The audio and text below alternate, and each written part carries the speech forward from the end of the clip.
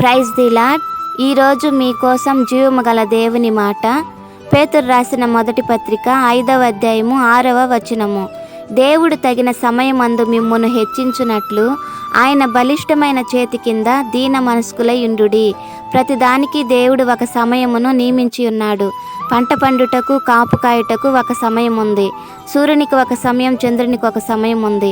అయితే వీటన్నిటికంటే మరి ముఖ్యంగా ఆయన నిన్ను ప్రేమిస్తున్నాడు.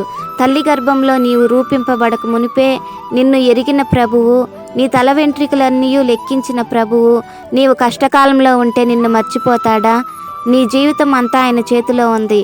ఏ సమయంలో నిన్ను హెచ్చించాలో ఆయనకి తెలుసు.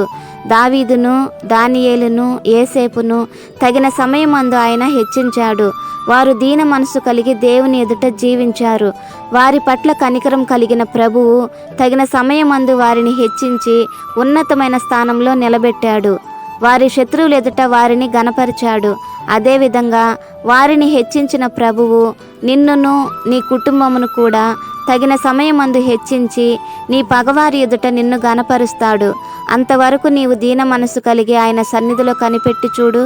దేవుడి వాగ్దానమును దీవించి తగిన సమయంలో మనలను హెచ్చించునుగాక.